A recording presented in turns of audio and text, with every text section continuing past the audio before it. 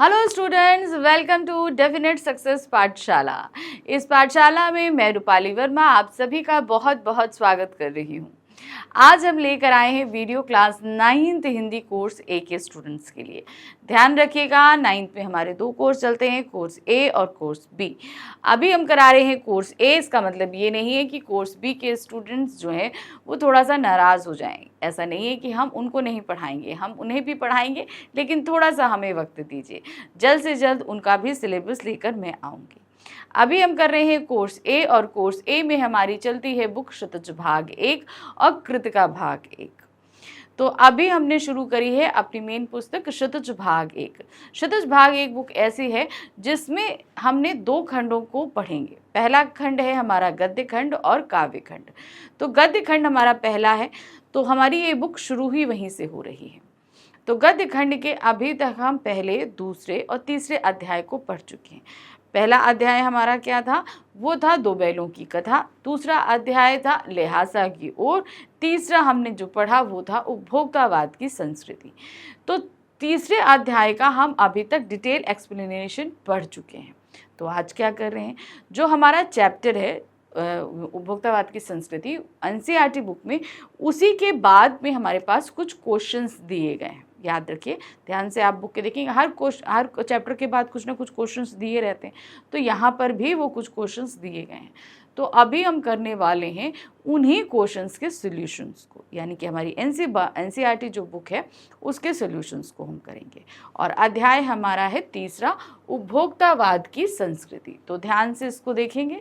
ये हमारी क्षतज बुक के गद्य खंड का तृतीय अध्याय उपभोक्तावाद की संस्कृति के एनसीईआरटी सॉल्यूशंस हैं। सबसे पहला प्रश्न जरा ध्यान से देखिएगा। देखिए, ये एक निबंध है, इसलिए इसमें कई तरीके से प्रश्न बनेंगे। तो यहाँ पर जो एनसीईआरटी बुक में दिए गए हैं वो तो हम आपको करा रहे हैं, लेकिन हम आपको कुछ जो है बाद में एग्जाम ओरिएंटेड क्वेश्चंस भी कराएंगे, जिसमें आपके मल्टीपल और सब्जेक्टिव, ऑब्जेक्टिव सब्जेक्टिव दोनों ही तरह के हम प्रश्न को करेंगे। लेकिन अभी हम सिर्फ कर रहे हैं एनसीईआरटी। अब आप बोलोगे कि मैम ये एग्जाम ओरिएंटेड क्वेश्चंस कब कराएंगे आप? तो वो हमारी जब पूरा एक्सप्लेनेशन हमारी दोनों ही बुक का ख़त्म हो जाएगा, उसके बाद हम डिटेल उस पर आपका क्या नाम एग्ज़ाम ओरिएंटेड क्वेश्चंस को हम कंप्लीट कराएंगे। ठीक है, ताकि हमारा एक चीज़ सीक्वेंस में, जैसे अभी हम डिटेल एक्सप्लेनेशन कर रहे हैं, एनसीईआरटी सॉल्यूशंस कर रहे हैं, फिर उसके बाद हम चैप्टर वाइज अपने ऑब्जेक्टिव और सब्जेक्टिव क्वेश्चंस को करते हुए चलेंगे। तो हर एक चीज़ हमारी अच्छे से कंप्लीट हो जाएगी। ठीक है, तो चलिए देखते हैं। यहाँ पर पहला प्रश्न है, लेखक के अनुसार जीवन में सुख से क्या अभिप्राय है? अब जीवन में एक चीज लेखक ने यहाँ पर बताया कि सुख क्या है, तो आपको वही चीज़ यहाँ पर बतानी है। देखिए क्या है, लेखक ने सुख की नवीन व्याख्या की, एकदम नई व्याख्या। आज सुख की परिभाषा बदल गई है। लोग भोग विलास की सामग्री को ही सुख समझते हैं। पहले क्या होता था, अच्छा जीवन है, बढ़िया खा रहे हैं, सब कुछ है, एकदम रिलैक्स पीसफुल लाइफ को सुख कहा जाता था। ठीक है, लेकिन आज का समय सुख के लिए क्या बदला है कि जितने भी प्रोडक्ट्स हैं, ब्रांड्स हैं, हमें उन सारे प्रोडक्ट्स, जो भी चीज़ हमें पसंद है, कुछ लोगों को कपड़ों को लेकर बहुत ज़्यादा फैसिनेशन होता है, कोई शूज़ को लेकर है, किसी को वॉचेस को लेकर है, एक कोई ज्वेलरी को लेकर बहुत फैसिनेट, मतलब लोगों को क्या होता है ना कि ये सारी चीज़ों किसी न किसी चीज़ से लगाव होता है। किसी को है कि सिर्फ खाने से बहुत ज़्यादा शौक है, किसी को घूमने का शौक है। तो हर व्यक्ति का अपने अपने शौक होते हैं, और उन शौक में वो ये चाहता है कि वो सारी चीज़, जैसे कोई व्यक्ति है, मान लीजिए उसको जो है जूतों का बड़ा शौक है, उसे शूज़, तरह तरह के शूज़ उसके पास हुए, उससे बड़ा शौक है। अब वो क्या करता है, उसके पास जितने पैसे होते हैं वो उस हिसाब से हर एक ब्रांड के शूज़ को खरीद के पहन लेना चाहता है। तो यही उसके लिए सुख का पर्याय है। तो यानी कि जितनी चीज़ें हैं उन सभी का भोग कर लेना, विलासिता की जितनी चीज़ें हैं उन सभी का भोग कर लेना ही उसके लिए सुख का पर्याय बन जाता है। विभिन्न प्रकार के मानसिक, शारीरिक तथा सूक्ष्म आराम देने वाले साधन भी सुख का पर्याय कहलाते हैं। अब यहाँ पर उन्होंने क्या बोला, विभिन्न प्रकार के मानसिक यानी कि मन को शांत करने वाले, शारीरिक तथा छोटे छोटे आराम, सूक्ष्म आराम देने वाले साधन यानी कि छोटे छोटे आराम देने वाले साधन। अब देखिए इनको हम एलिब्रेट करते हैं। मन को कैसे शांत करते हैं? मन शांत होता है हमारा तब जब हमारा अहंकार सेटिस्फाई होता है। अब मान लीजिए पड़ोस के वाले के यहाँ एक LCD टीवी आया, तो अब हमको क्या है, हमें उससे बड़ा LCD टीवी चाहिए। अब ये दिखावे की होड़ के चक्कर में हम अपने अहंकार को शांत करना चाहते हैं, तो वो हमें मानसिक सुकून देता है। दूसरी चीज होती है शारीरिक सुख। किस तरीके से होता है शारीरिक सुख? यानी कि बढ़िया AC लगा हो, बढ़िया अच्छे से गद्दा हो, टीवी लगा हो एकदम बड़ा सा, और हम आराम से अपनी लाइफ गुजारें, हमें अपने शरीर को कष्ट ना देना पड़े, इवन हम उठ के एक कप पानी भी ना लेना पड़े, एक कप चाय भी ना लेनी पड़े, हमें ऐसा शारीरिक सुख चाहिए। फिर दूसरी चीज होती है सूक्ष्म आराम देने वाले साधन भी सुख हैं। छोटा छोटा सुख, अब छोटा छोटा सुख अब होता है ना, कुछ लोगों के दिमाग में चीज़ें होती हैं, जैसे वो कहते हैं कि मेरे पास अगर एक कप हम चाय भी पी रहे हैं तो वो जो चाय पीने वाला कप है वो भी एकदम ब्रांडेड होना चाहिए। पानी भी हमें 20 रुपए की बोतल नहीं चाहिए, जो 1500 रुपये लीटर पानी आता है, मुझे वो वाली बोतल चाहिए पानी पीने के लिए। तो ये सारी चीज़ें क्या हैं? ये इन सारी चीजों को आज के लोगों ने सुख का पर्याय मान लिया है।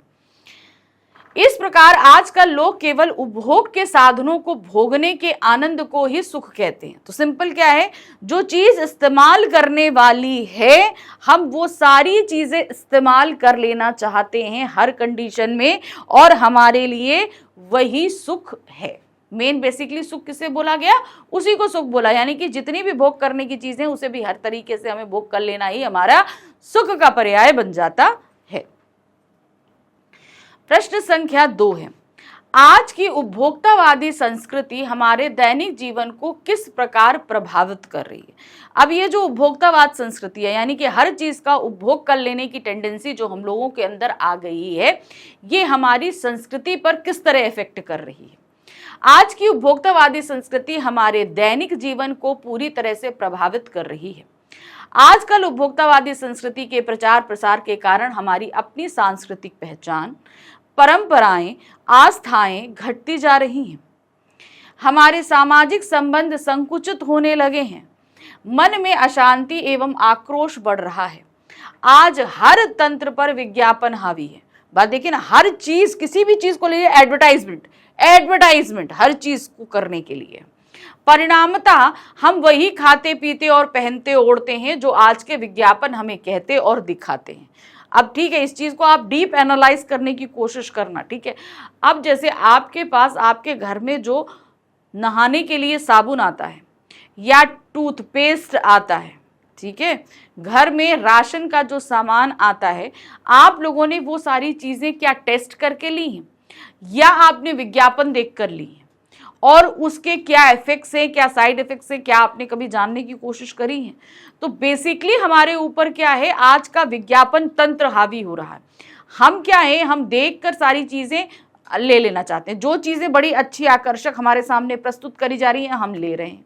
लेकिन अब इसी जगह आ जाइए, एक लाइफ बॉय का साबुन, लाइफ बॉय जिसका ज्यादा एडवर्टाइजमेंट नहीं आता, कुछ नहीं आता, उसे लोग ज्यादा नहीं खरीदते। लेकिन आप यकीन मानिए, ये जितने तरह के साबुन आते हैं उन सब से वो अच्छा साबुन है। होता है कि नहीं होता है? तो आप इसको चीज को एक बार यूज, मतलब एक बार अपने करके यूज करके देखिए चीजें क्या है। अब आप लोग बोलते हो कि भाई इस ब्रांड की दाल लो, सिंपल कोई भी ब्रांड ले लो, किसी भी ब्रांड की दाल ले लो, इसकी ब्रांड की दालें बड़ी अच्छी आती। अब यही चले जाओ आप कहीं पर, आपके यहाँ लोकल मार्केट लगती हो, ठीक है, अनाज की लोकल जो वीकली जो मार्केट लगती है, आप अगर उसमें कभी जाओ और वहाँ की दाल लेकर आओ जो किसान वहाँ पर लाकर लगाते हैं, वो दाल एक बार बनाकर खा के देखो, और जेली जो आपके यहाँ ब्रांड की दाल आती है उसे बनाकर देखो। आपको अपने आप क्वालिटी समझ में आएगी कि चीज़ें कितनी अलग हैं, ब्रांड की दाल और इसमें कितना फ़र्क होता है। तो यही चीज़ बताने की मैंने यहाँ पर प्रयास किया है कि हमारे ऊपर विज्ञापन किस तरीके से हावी हो रहा है, और हम सही गलत की पहचान छोड़कर खाली उस आकर्षण में फंसकर उसको देखते हैं। उपभोक्तावादी संस्कृति के कारण हम धीरे धीरे इनके दास बनते जा रहे हैं।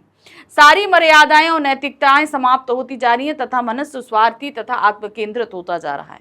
और इस उपभोक्तावाद की संस्कृति को अपनाने के कारण हम क्या है, ये हम सिर्फ अपने स्वार्थ को देखते हैं, हमें क्या फायदा है, हमें क्या मिल जाए। हमने क्या किया है, हम सेल्फ सेंटर्ड हो गए, हम अपने बारे में सोच रहे हैं, अपने स्वार्थ के बारे में सोच रहे हैं, लेकिन उससे किसी और को, आस पड़ोस को क्या नुकसान हो रहा है, क्या हो रहा है, हमें इससे कोई मतलब नहीं। हम सिर्फ अपने बारे में सोच रहे हैं। हमारी जो नैतिक परंपरा, नैतिक जो मूल्य हैं, जो हमारी परंपराएं हैं, वो कहीं ना कहीं खत्म हो गए हैं। आप देखिए क्या, अगर हम सेल्फ सेंटर्ड हो गए तो उसका नतीजा क्या हुआ है, हम आस पड़ोस में देखते नहीं कौन है, किसको तकलीफ है, हमारी क्या ज़रूरत है। हमारे अपने घर में म्यूजिक बज रहा है, उससे पड़ोस में अगर किसी बच्चे की पढ़ाई है, क्या इफेक्ट पड़ रहा है, कोई मतलब नहीं। अगर हम उससे शिकायत करने भी जाएँ तो कि भैया अब तुम म्यूजिक बंद कर दो, तो वो आदमी हमसे लड़ने लगेगा। ठीक है, तो उसने क्या, उसने सिर्फ अपने सुख के बारे में सोचा, लेकिन अपने आस पड़ोस में किसको कितना परेशानी हो रही है, क्या हो रहा है, कुछ नहीं। लेकिन देखिए हमारे समय में क्या होता था, जब हम पढ़ते थे तो उन दौरान, एग्जाम्स के दौरान कॉलोनीज में बच्चे तक नहीं खेलने पाते थे कि शोर हो रहा है। बोर्ड एग्जाम्स के दौरान लोगों के घर में टीवी तेज नहीं चलते थे, म्यूजिक सिस्टम की तो बात छोड़ दो, टीवी तक तेज नहीं चलते थे लोगों के घरों में। ये चीजें हुआ करती थी, क्यों? क्योंकि तब हम इन सारी चीजों में फंसे नहीं थे।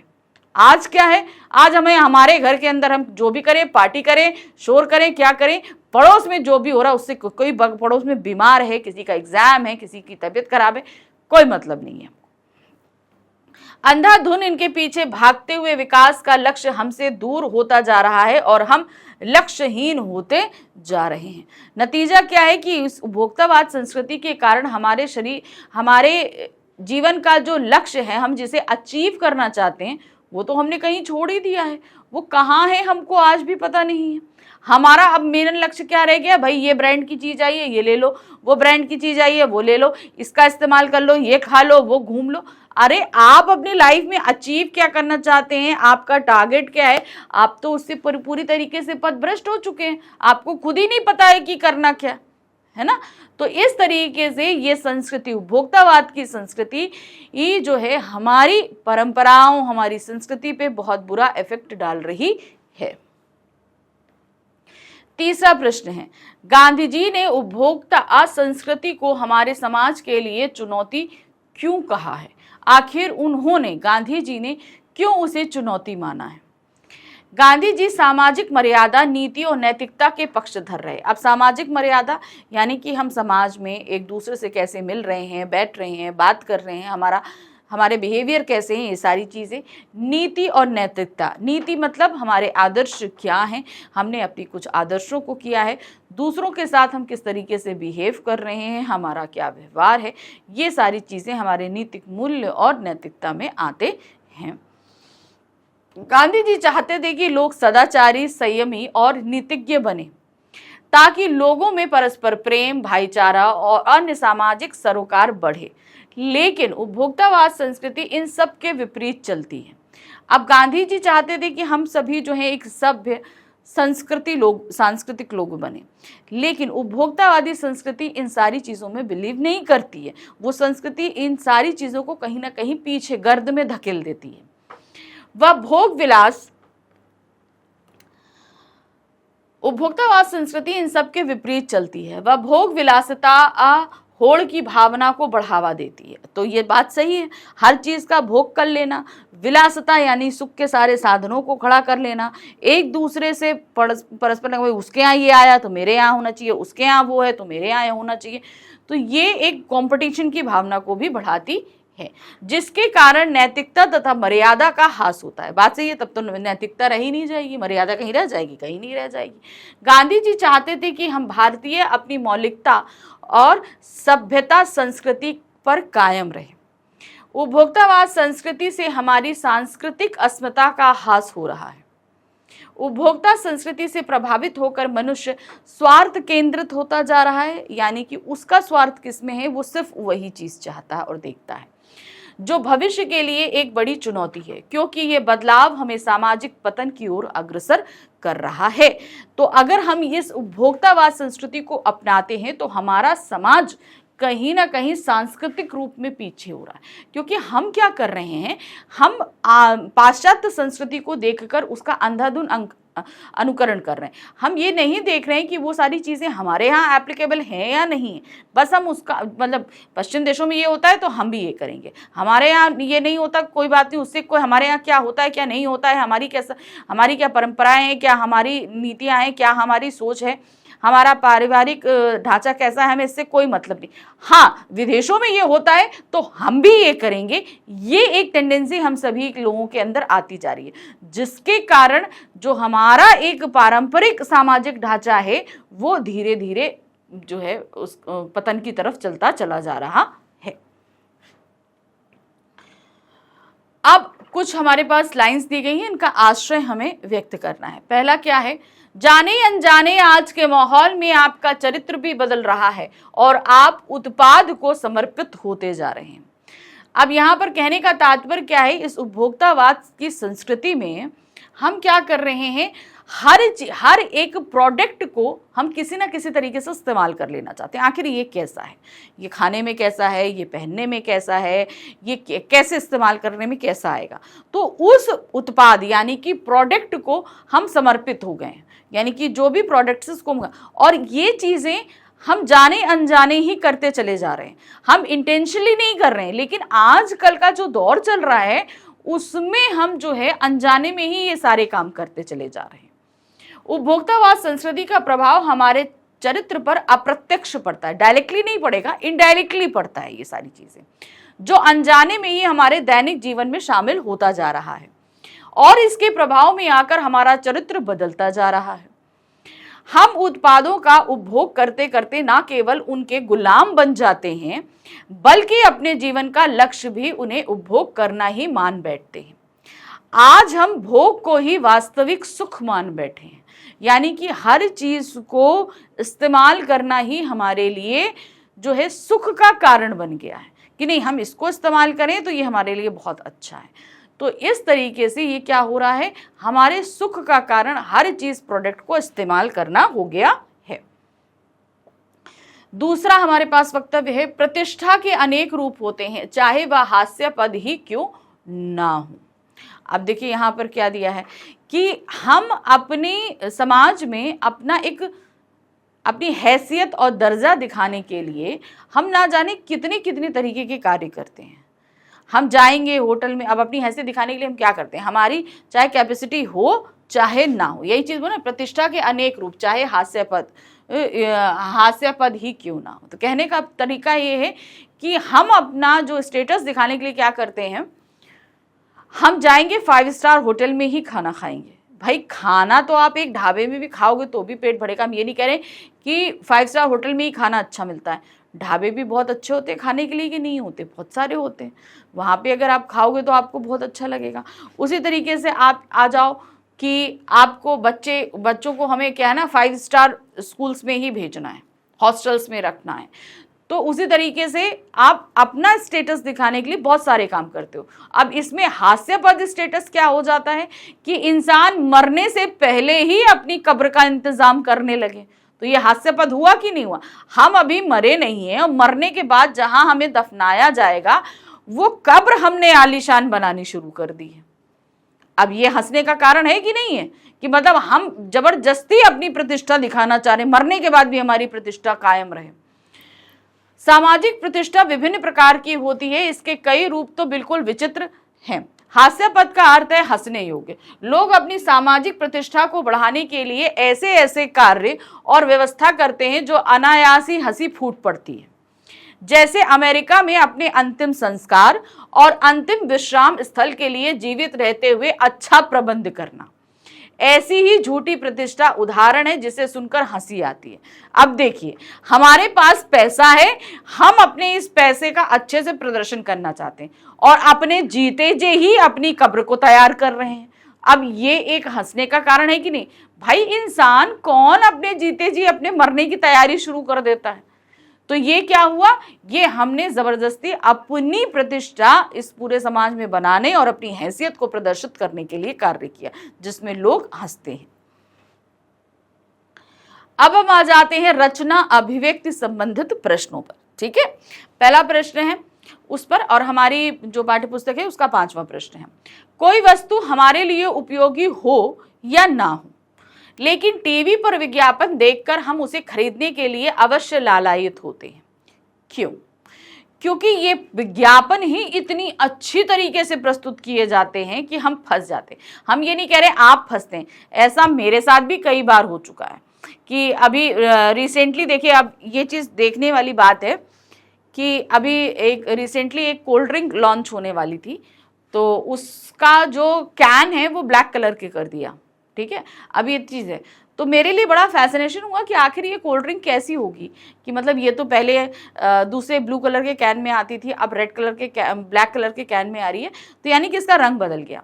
लेकिन थोड़ी देर बाद जब मैंने इसको सोचने की कोशिश करी तो लिटरली मुझे याद आया कि ये कोल्ड ड्रिंक तो ऑलरेडी ब्लैक कलर में ही आती है, तो इसका कैन बदल देने मात्र से क्या चीज़ बदल जाएगी अंदर की?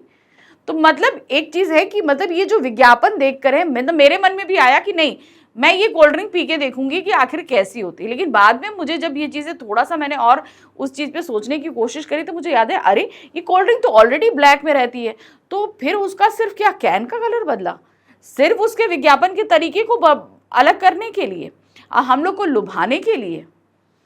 तो देखिए, ये इसीलिए होता है कि हम ये नहीं कह रहे कि आप लोग विज्ञापन में फंसते हैं, मेरे साथ भी ऐसा होता है कि भाई एडवर्टाइजमेंट अगर हमने देखा है तो हम उसमें कहीं ना कहीं फंस ही जाते हैं कि आखिर ये वस्तु कैसी रही होगी।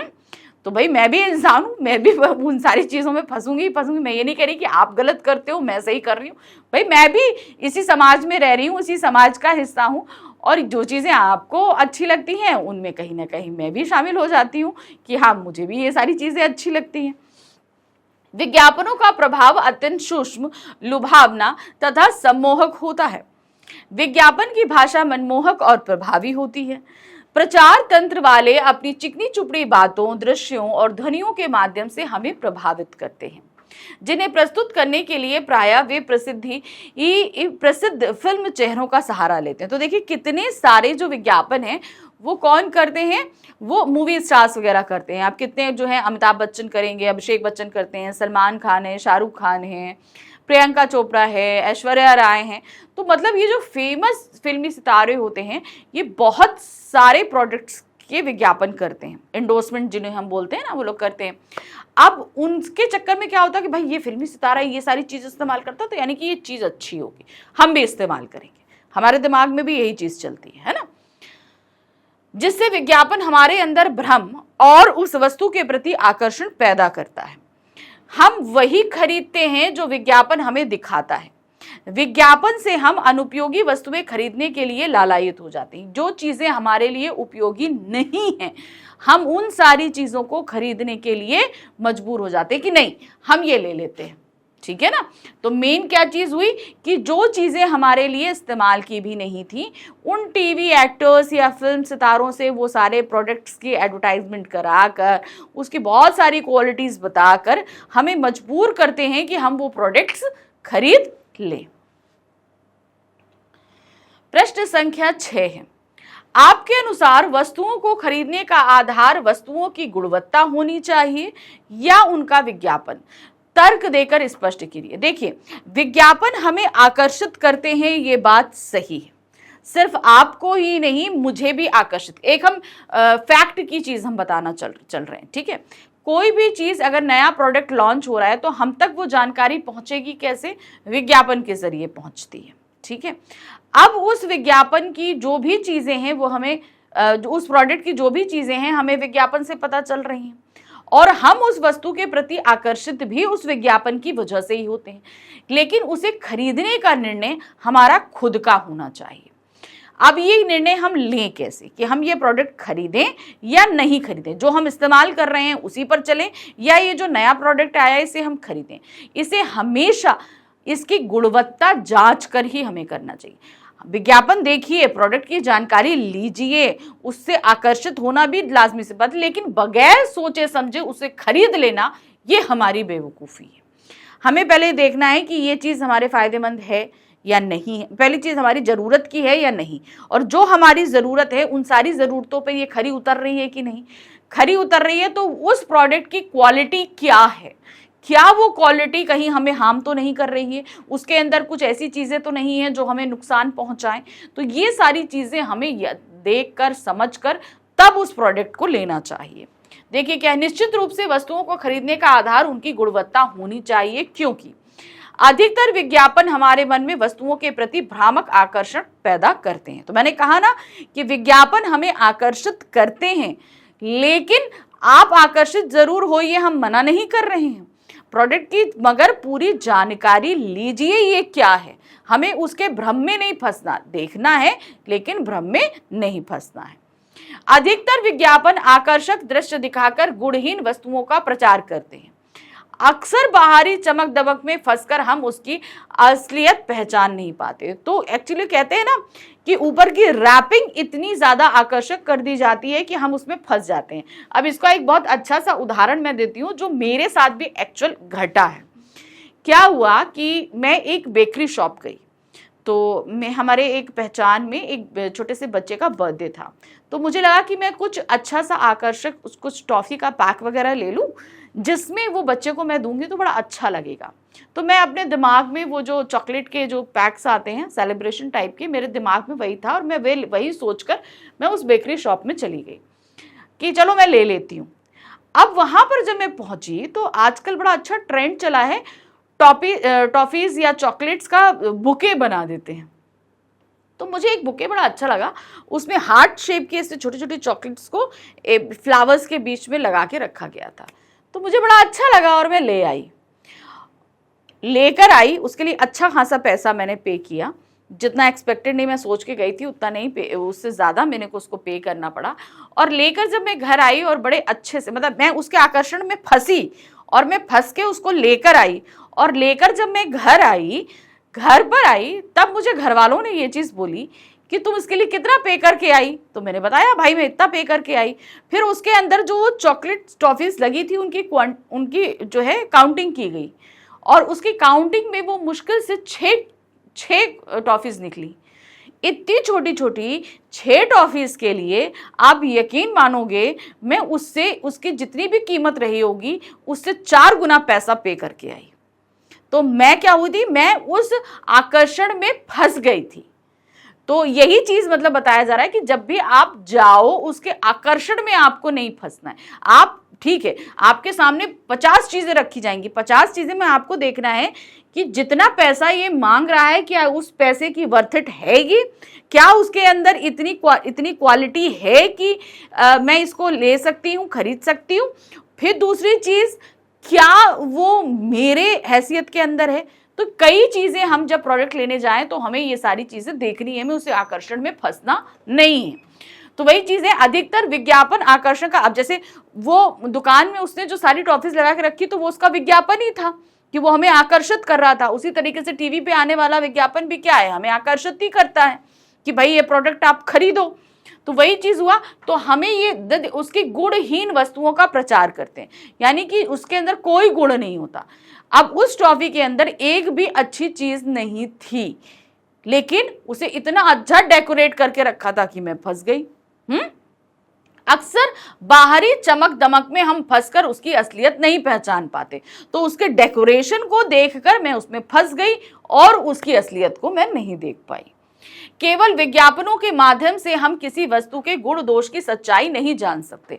यानी कि अगर कोई कंपनी कोई विज्ञापन देगी तो जाहिर सी बात है अपने प्रोडक्ट की अच्छी अच्छी बातें और बढ़ा चढ़ाकर बातें बोलेगी। हो सकता है वो क्वालिटीज उसके प्रोडक्ट्स में नहीं हो। तो हमें विज्ञापन के आधार पर किसी भी वस्तु के गुण दोष का डिसीजन नहीं लेना है। हमें खुद पहले जांचना है कि भाई ये सही है या नहीं सही है। जो कुछ चीजें हैं कंपेयर करके मार्केट से सारी चीजें हमें तब फैसला करना चाहिए। क्वेश्चन नंबर 7 है, पाठ के आधार पर आज के उपभोक्तावादी युग में पनप रही दिखावे की संस्कृति पर विचार व्यक्त कीजिए। तो ये दिखावे की संस्कृति हर एक व्यक्ति के अंदर है, समझ लीजिए, छोटे स्तर पर हो चाहे बड़े स्तर पे हो। अब मैं इसको छोटे स्तर पे शुरू करती हूँ। छोटा स्तर यानी कि एक छोटे से बच्चे से शुरू करती हूँ। एक बच्चे ने किसी के पास खिलौना देखा तो क्या हुआ, मम्मी मुझे वो खिलौना चाहिए। तो और मम्मियाँ भी क्या करती हैं, उस खिलौने को ढूंढने के लिए निकल पड़ती हैं कि हाँ भाई चलो देखते हैं ये खिलौना कहाँ मिलेगा। वो भी निकल पड़ती। फिर उसके बाद क्या होता है, हमने खिलौना तो देख लिया, हमने तो समझ लिया, ले लिया। तो ये छोटे स्तर पर काम हुआ। अब कि किसी को ड्रेस पहने देखी तो हमें भी वैसे ही ड्रेस चाहिए। ठीक है। तो मतलब आजकल के दिखावे की संस्कृति सिर्फ बड़े स्तर पे ही नहीं हम कह रहे हैं, छोटे से छोटे स्तर पर भी ये सारे कार्य हो रहे हैं। खाली घर में आने वाले सामान ही नहीं, खाने पीने घूमने फिरने की जगहें भी। भाई अगर वो गोवा गए हैं तो हम मालदीव्स जाएंगे, हम अंडमान जाएंगे, वो बाली गए हैं तो हम कहीं और जाएंगे। मतलब अब कहीं पर भी हमें जाना है घूमने के लिए, ये चीजें होती हैं। मतलब वो जिस स्तर पे गए हमें उससे ऊंचे स्तर पर जाना है। तो देखिए क्या है, ये बात बिल्कुल सच है कि आज दिखावे की संस्कृति पनप रही है। आज लोग अपने को आधुनिक से अत्याधुनिक और कुछ हटकर दिखाने के चक्कर में कीमती से कीमती सौंदर्य प्रसाधन, म्यूजिक सिस्टम, मोबाइल फोन, घड़ी और कपड़े खरीदते हैं। तो मतलब उसके पास ये है तो मुझे उससे ज्यादा अच्छी चीज चाहिए। समाज में आजकल इन चीजों से लोगों की हैसियत आकी जाती है कि उसके अंदर कितने, मतलब वो कितना पैसे वाला है, क्या है, इन सारी चीजों से हम जांचते हैं। यहाँ तक कि लोग मरने के बाद अपनी कब्र के लिए लाखों रुपए खर्च करने में लगे रहते हैं ताकि वे दुनिया में अपनी हैसियत के लिए पहचाने जा सकें। यह दिखावे की संस्कृति नहीं तो और क्या है। दिखावे की संस्कृति के बहुत से दुष्परिणाम हैं, अब सामने आ रहे हैं। इससे हमारा चरित्र स्वतः बदलता जा रहा है। अब हमारे अंदर क्या है, हम जिन लोगों से हमारे अच्छे संबंध थे, हम उनकी अच्छाई बुराई हर एक चीज में उनको समझाना करना करते थे, तो इन दिखावों की संस्कृति की वजह से अब हम उनका सिर्फ बुरा ही चाहते हैं। तो ये हमारे ऊपर असर डाल रहा है। हमारी अपनी सांस्कृतिक पहचान, परंपराएं, आस्थाएं घटती जा रही हैं। हमारे सामाजिक संबंध संकुचित होने लगे हैं। मन में अशांति एवं आक्रोश बढ़ रहा है। नैतिक मर्यादाएं घट रही हैं। व्यक्तिवाद, स्वार्थ, भोगवाद आदि कुप्रवृत्तियां बढ़ रही हैं। तो ये क्या हो रहा है, इन सभी के कारण हमारे अंदर ये सारी गलत आदतें बढ़ती जा रही हैं। प्रश्न संख्या 8 है, आज की उपभोक्ता संस्कृति हमारे रीति रिवाजों और त्योहारों को किस प्रकार प्रभावित कर रही है? अपने अनुभव के आधार पर एक अनुच्छेद लिखिए। अब वह हमारे जीवन चक्र को ही प्रभावित कर रही है तो हमारी परंपराओं, हमारे त्योहारों को भी कर रही होगी, क्योंकि अब हम त्योहार भी क्या है, कंपटीशन लेवल पे काम करने लगे। उसके यहाँ ये चीज हो रही है तो हमारे यहाँ क्यों नहीं हो रही है? ठीक है ना, ये चीज हो रही है। आज उपभोक्ता संस्कृति ने हमारे रीति रिवाजों और त्योहारों को प्रभावित कर रखा है। त्योहारों का मतलब एक दूसरे को नीचा दिखाने की प्रतिस्पर्धा हो गई है। वो अगर 1000 रुपए के पटाखे लाएगा तो मैं 2000 के लाऊंगा, वो 5000 के लाएगा तो मैं 10,000 के लाऊंगा। तो वो दिखावा हो रहा है, दूसरे को नीचा दिखाना है। नई नई कंपनियां जैसे इस मौके की तलाश में रहती हैं कि त्योहार के नाम पर ज्यादा से ज्यादा ग्राहकों को विज्ञापन द्वारा आकर्षित करें। पहले त्योहार में सारे काम परिवार के लोग मिलजुल कर करते थे। आज सारी चीजें बाजार से तैयार खरीद ली जाती हैं। बात सही है, हम लोग अब घर में मेहनत नहीं करना चाहते। अब देखिए गुजिया वगैरह भी हैं, बाजार में मिलती हैं, खरीद लाओ। पापड़ भी बाजार में मिलते हैं, खरीद लाओ। मिठाइयाँ बाजार में मिलती थी। पहले क्या होता था, सब लोग मिल बैठकर घर में बनाते थे, तो इससे आपसी संबंध भी मजबूत हुआ करते थे। बचा कुचा काम नौकरों से करवा लिया जाता था। रक्षाबंधन, दीपावली के समय टीवी पर दिखाए जाने वाले विज्ञापन इसका उदाहरण है कि मतलब क्या है, पहले लोग मिलजुल कर करते थे। थोड़ा जो है बाहर से खरीद के लाते हैं, जो काम बचता है उसे क्या करते हैं, उसे नौकरों से कर, मतलब खुद कोई मेहनत नहीं करना चाहते।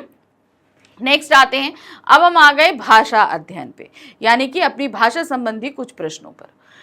तो जो हमारा 9th क्वेश्चन है वो हमारा 3 पार्ट्स में डिवाइडेड है। तो 9th क्वेश्चन का पहला पार्ट का क्वेश्चन है हमारा पहला, धीरे धीरे सब कुछ बदल रहा है। ठीक है, ये एक वो है लाइन है, इस पे देखिए क्या, इस वाक्य में बदल रहा है क्रिया है। ठीक है, यह क्रिया कैसे हो रही है, धीरे धीरे। अतः यहाँ धीरे धीरे क्रिया विशेषण है। जो शब्द क्रिया की विशेषता बतलाते हैं क्रिया विशेषण कहलाते हैं। जहां तो वाक्य में हमें पता चलता है कि क्रिया कैसे, कब, कितनी और कहां हो रही है, वहां वह शब्द क्रिया विशेषण कहलाता है। दिए गए उदाहरणों को ध्यान में रखते हुए क्रिया विशेषण से युक्त 5 वाक्य पाठ में से छांट कर लिखिए। तो सबसे पहले मैं आपको बता दूं कि क्रिया विशेषण क्या होता है, ताकि आपके लिए चीजें क्लियर हो जाएं।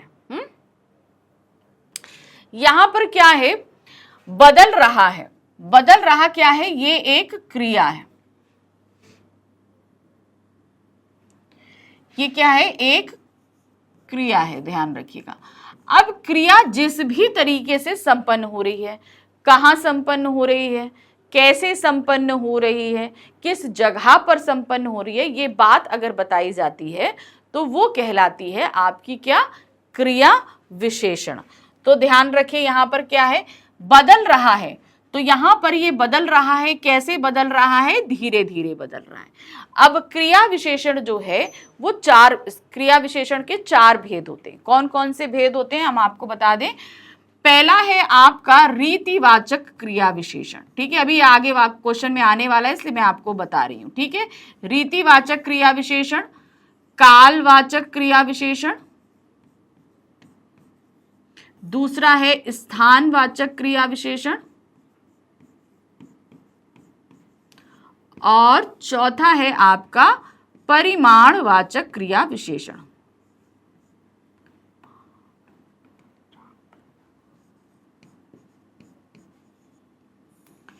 ठीक है, ये होते हैं आपके क्रिया विशेषण के चार। अब रीतिवाचक मतलब क्रिया किस तरह संपन्न हो रही है, किस रीति से संपन्न, धीरे धीरे संपन्न हो रही है, तेज संपन्न हो रही है, जल्दी संपन्न हो रही है, जो भी चीजें रहती हैं वो रीतिवाचक में आती। किस समय पर संपन्न हो रही है, यानी कि कब संपन्न हो रही है, सुबह संपन्न हो रही है, दोपहर में संपन्न हो रही है, रात में संपन्न हो रही है, वो कालवाचक होती है। फिर आती है स्थानवाचक, यानी किस जगह पर संपन्न हो रही है, कहाँ संपन्न हो रही है, ऊपर संपन्न हो रही है, अंदर संपन्न हो रही है, बाहर संपन्न हो रही है, वो होती है। फिर आता है परिमाणवाचक, परिमाणवाचक मतलब कितनी क्वांटिटी में चीज हो रही है, ठीक है। तो अब यही चीजें जैसे यहां पर दिया है कैसे, कब, कितनी और कहां, तो जैसे यहां पर आया रीतिवाचक कैसे, कालवाचक कब, कितनी, परिमाणवाचक कहां, स्थानवाचक, तो ये सारी चीजें आपकी होती हैं। इन चार क्वेश्चंस का जवाब हमें जब क्रिया के साथ मिलता है तो उसी हिसाब से होता है। जैसे क्रिया कैसे संपन्न हो रही है, धीरे धीरे संपन्न हो रही है। क्रिया कब संपन्न हो रही है, सुबह, हम बोलेंगे सुबह धीरे धीरे सब कुछ बदल रहा है, तो सुबह क्या हो जाएगा हमारा कालवाचक। फिर हम आते हैं कितनी, अब हम बोलेंगे कुछ संपन्न, कुछ हो रही है, कुछ अगर हम बोलेंगे तो परिमाणवाचक होगा, और अगर हम बोलेंगे कहाँ तो वो होगा आपका स्थानवाचक। तो ये होती है आपकी क्रिया विशेषण। अब आपको इसी आधार पर पाठ से कुछ जो है आपको बोले गए हैं, दिए गए उदाहरण को ध्यान में रखते हुए क्रिया विशेषण से युक्त 5 वाक्य पाठ में से छांटकर आपको लिखने हैं। तो ये मैं आपके लिए लेकर आई हूं, तो देखिए यहाँ पर लिया है, धीरे धीरे सब कुछ बदल रहा है। इसमें धीरे धीरे रीतिवाचक क्रिया विशेषण है और सब कुछ आपका परिमाणवाचक है। समझ गए ना, तो सब कुछ आपका क्या हो रहा है, परिमाणवाचक क्रिया विशेषण है, कि मतलब क्रिया कितनी संपन्न हो रही है, सब कुछ संपन्न हो रही है, तो वो आपका परिमाणवाचक हो गया। नेक्स्ट आते हैं, आपको लुभाने की जीतोड़ कोशी में निरंतर लगी रहती है। अब यहां पर आप ध्यान दीजिए, यहां पर क्या है, यहां पर आपको सिर्फ एक क्रिया विशेषण आई है, वो क्या है, देखिए सबसे पहले क्रिया छांटो, ठीक है, क्रिया क्या है आपकी, लगी रहती है। अब ये क्या है, कैसे लगी रहती है, निरंतर लगी रहती है, तो निरंतर आपका क्या हो गया, ये रीतिवाचक क्रिया विशेषण हो गई। नेक्स्ट आते हैं, सामंती संस्कृति के तत्व भारत में पहले भी रहे हैं। तो अब यहां पर रहे हैं, ये क्या है, क्रिया है, कब रहे हैं, पहले रहे हैं, तो ये हमारा क्या हो गया आपका कालवाचक। क्यों, क्योंकि ये समय को बता रहा है।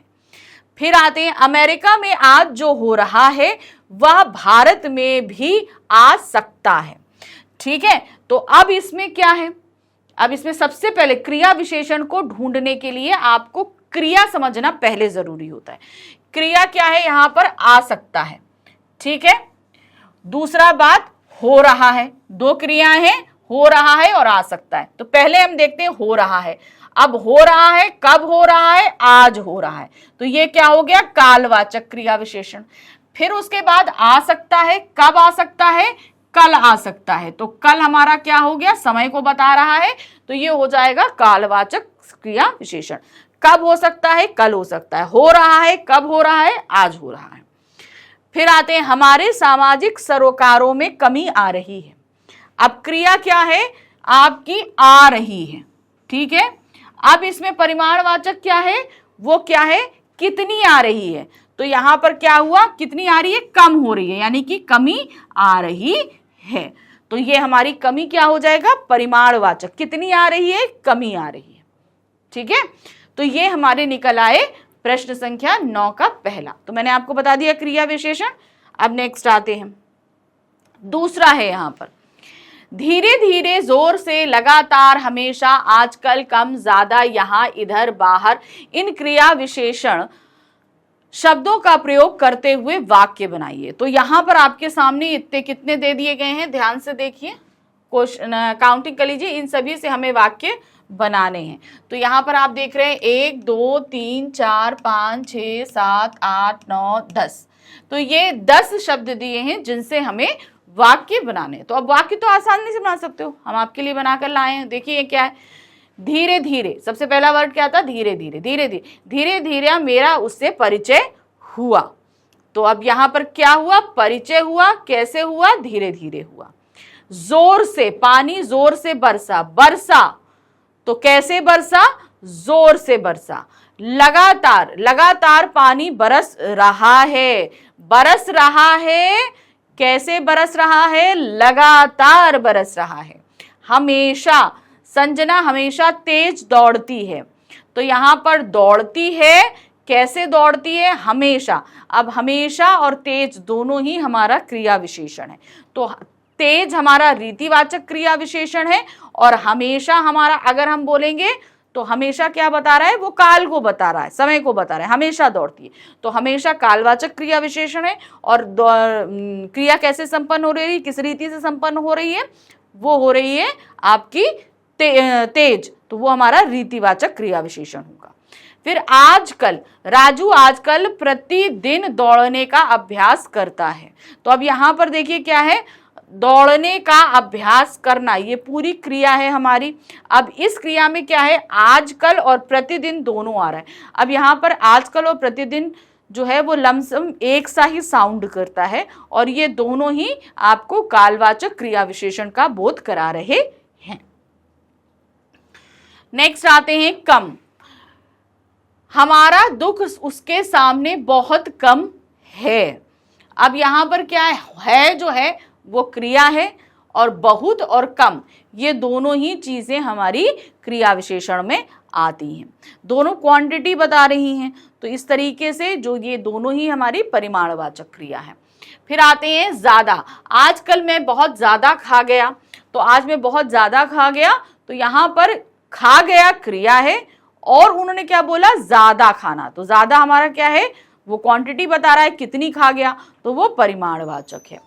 यहां, वह यहां आएगा। अब यहां पर आएगा, यहां आएगा, यहां, तो ये स्थानवाचक क्रिया विशेषण होगा। कहां आएगा, कहां का आंसर मिल रहा है ना, तो वो स्थानवाचक क्रिया विशेषण है। उधर, उसने उधर मुड़कर भी ना देखा। नहीं, ना देखना, तो किधर नहीं देखा, अगर आंसर मिल रहा है किधर नहीं देखा, उधर नहीं देखा, तो किधर के लिए हमें कहां के लिए बात अगर हम आएंगे तो वो हमारे स्थानवाचक क्रिया विशेषण को बतलाता है। फिर है बाहर। माँ बाहर चिल्ला रही है। चिल्ला रही है क्रिया, कहां चिल्ला रही है, बाहर चिल्ला रही है। तो बाहर क्या हो गया, स्थानवाचक क्रिया विशेषण बतलाता है। तो 9th का सेकंड क्वेश्चन खत्म हुआ। अब हम आ जाते हैं 9th के थर्ड क्वेश्चन में। थर्ड क्वेश्चन में भी हमारे पास 5 वाक्य दिए गए हैं। इन 5 वाक्यों के साथ हमें क्या करना है, देखिए, नीचे दिए गए वाक्यों में से क्रिया विशेषण और विशेषण शब्द छांटकर अलग कीजिए। अब वाक्य आपके सामने दिए गए, आपको क्रिया विशेषण और विशेषण छांटकर लिखना है। अब यहाँ देखिए, कल से निरंतर बारिश हो रही है। क्रिया क्या है, बारिश हो रही है। अब क्या हो रही है, कैसे हो रही है, निरंतर हो रही है। कब हो रही है, कल से हो रही है। तो यहां पर 2 क्रिया विशेषण है, एक रीतिवाचक है और दूसरा कालवाचक है। तो निरंतर मतलब रीतिवाचक क्रिया विशेषण है, कल रात हमारी क्या हो जाएगी, कालवाचक क्रिया विशेषण है। ठीक, नेक्स्ट आते हैं, पेड़ पर लगे पके आम देखकर बच्चों के मुंह में पानी आ गया। अब यहां पर एक विशेषण है, एक क्रिया विशेषण है। अब देखिए यहां पर क्या है, पेड़ पर लगे पके आम। आम हमारी संज्ञा शब्द है, इसकी विशेषता क्या है, ये पके हैं, तो पके हमारा विशेषण हो जाएगा। दूसरा बात है, पानी आ गया। कहां आ गया, मुंह में आ गया तो वो हमारा स्थानवाचक क्रिया विशेषण हो जाएगा। अब आते हैं नंबर 3 पे। क्या है? रसोई घर में आती पुलाव की हल्की खुशबू से मुझे जोरों की भूख लग गई। अब यहां पर देखिए क्या है, सबसे पहले खुशबू, खुशबू क्या हुआ? संज्ञा शब्द हुआ। ये इसकी विशेषता क्या है? हल्की, तो ये हो गया आपका विशेषण।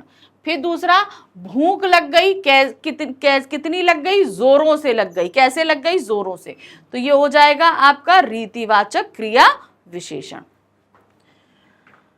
नेक्स्ट आते हैं नंबर 4, उतना ही खाओ जितनी भूख है। उतना ही खाओ जितनी भूख है, तो यहां पर क्या दिया गया है? उतना और जितनी, जो वो हमारी दोनों ही क्रिया विशेषण होगा, परिमाणवाचक क्रिया विशेषण होगा। ठीक। नंबर 5 आते हैं, विलासिता की वस्तुओं से आजकल बाजार पड़ा पड़ा है। ठीक है, अब यहां पर देखिए क्या है? भरा पड़ा है। क्या भरा पड़ा है? बाजार। तो बाजार हमारे क्या बता रहा है? स्थान को बता रहा है। कहां भरा पड़ा है? बाजार, तो वो हमारा हो गया स्थानवाचक। और कब भरा पड़ा है? आजकल, तो वो हमारा क्या हो जाएगा? कालवाचक क्रिया विशेषण। तो वो 4 जो क्वेश्चन वाले है ना, उनको आपको ध्यान रखना है। कितनी, कहां, कब और कैसे, ये 4 आंसर जैसे जैसे मिलेंगे उन्हीं के हिसाब से हमारी क्रिया विशेषण चलेगी। तो यहाँ पर हमने इस पार्ट के सारे ही आपके एनसीईआरटी बुक में जितने क्वेश्चंस थे मैंने कंप्लीट कराए। आई होप आपने अच्छे से सारे समझे होंगे। तो इस तरीके से हमारा तीसरे अध्याय के आपके एनसीईआरटी क्वेश्चंस खत्म हो गए। अब हम मिलेंगे अपने 4th अध्याय के साथ में, यानी कि चौथे चैप्टर के साथ में, और उसे पढ़ना और समझना शुरू करेंगे। तो मिलते हैं आगे नेक्स्ट वीडियो में। Thank you for watching. Bye bye.